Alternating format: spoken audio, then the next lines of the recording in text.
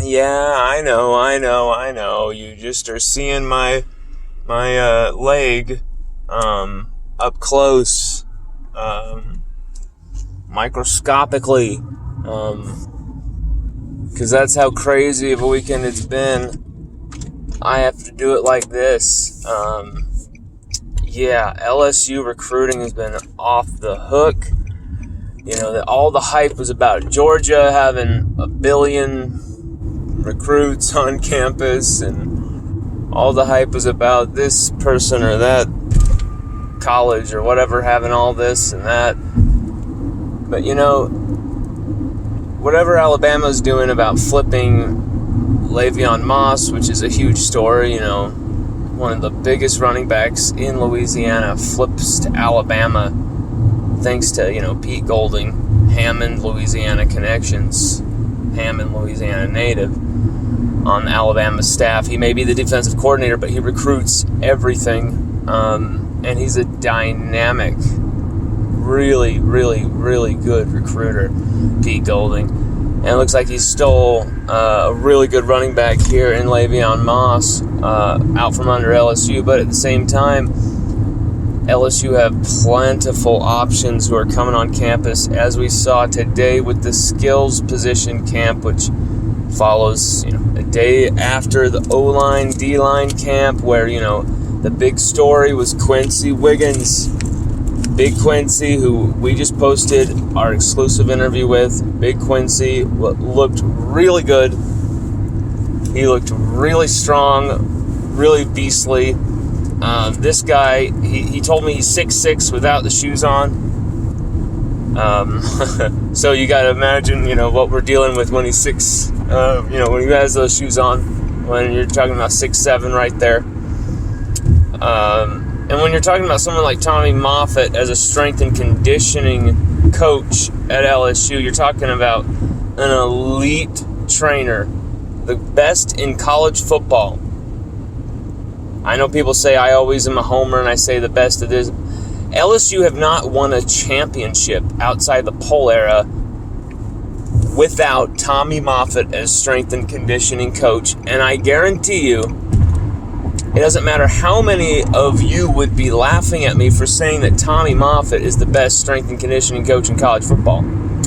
I know that people like Tyrann Mathieu, Patrick Peterson, Tre'Davious White, Rohan Davey, Jamarcus Russell, you can even ask him this as well, Joe Burrow, Justin Jefferson, Jamar Chase, Matt Flynn, Jacob Hester, T-Bob Bear.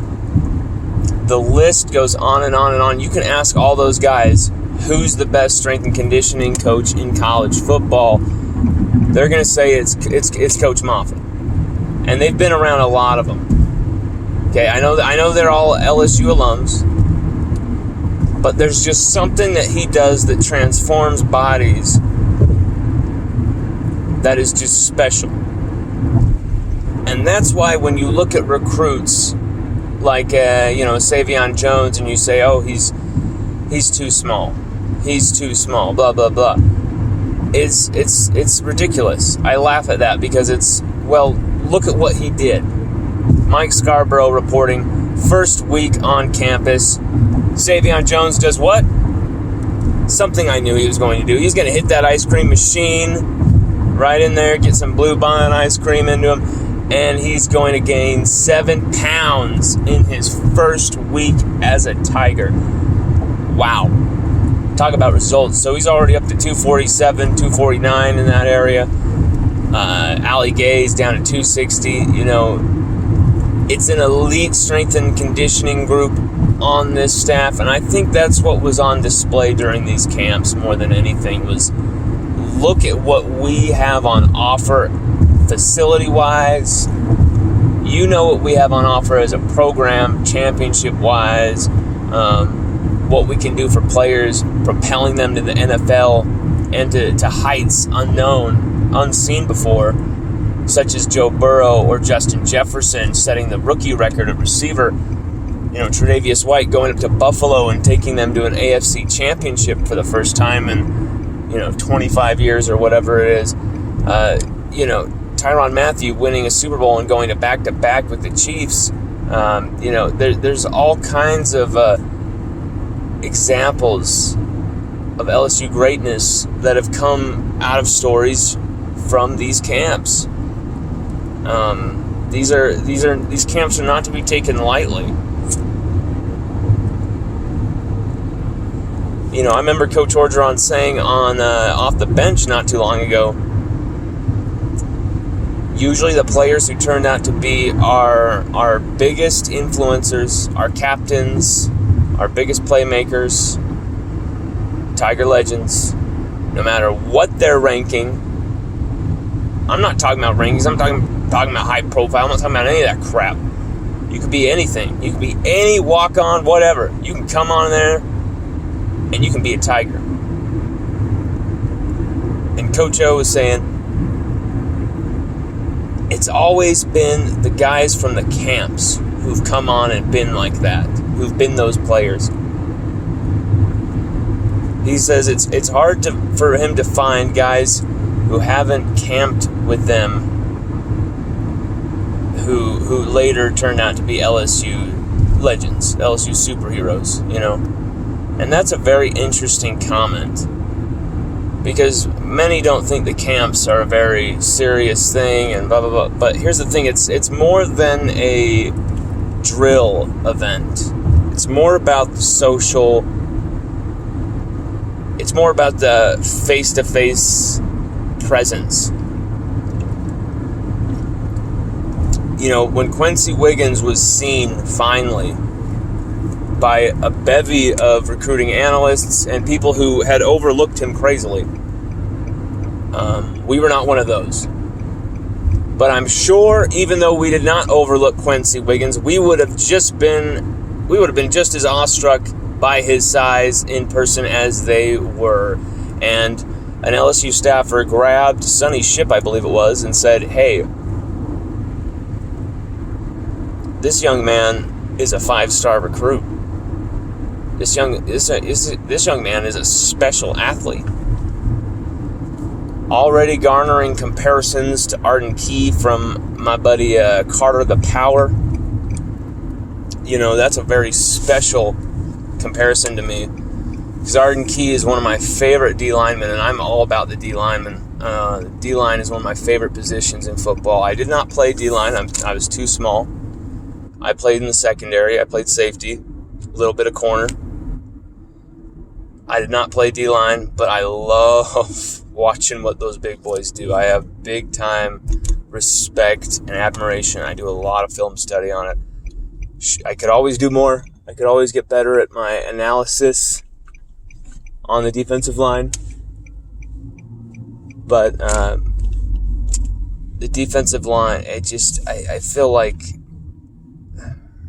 there's something LSU is building there that is colossal under Andre Carter. And I think it is attractive for a lot of recruits across the country. Shemar Stewart came into town and spent the whole weekend. He enjoyed his time. He had a great time. LSU put in a lot of work over the weekend recruiting this kid. I'm just going to tell you that. Shemar Stewart was as high priority as they came. Kelvin Banks was also on the high priority upper scale list, where there was just a lot of time spent. And, there was some young kids who really stuck out in this 2022, 2023, and even 2024 festival of recruiting that LSU put on. And LSUOdyssey.com is going to be covering them all, from Mabrey Mettauer, quarterback, who got his offer, LSU. We're going to be putting out an exclusive interview with Mabrey. This kid is the real deal. I know it's still early. He's, entering his sophomore year. But I'm just going to tell you right now, this kid is a special athlete. And I sometimes I can throw that word around. But usually we're talking about special athletes here at LSU. That's just kind of the territory. But this kid is very mature. He's got a great head on his shoulders. His father's a heart surgeon. His brother played receiver at Cal. His brother's his trainer. He knows what it takes to get to that next level. This kid is a really interesting dual threat talent. He reminds me a lot of Joe Burrow in the way he absorbs hits. He really is a hungry deep ball thrower. Loves to throw the deep ball, and he's very good at it. And I think he's going to only get better at it. There's times where he'll look off the safety just with perfect execution, but he'll put a little bit too much air on the ball and let that DB get under it a bit. But it never seems like those DBs get that ball. Very rarely is he a turnover guy. Usually he hits that target, and usually those deep balls go off fairly uncontested. But as he improves, it's just going to be interesting how this quarterback is going to be at LSU.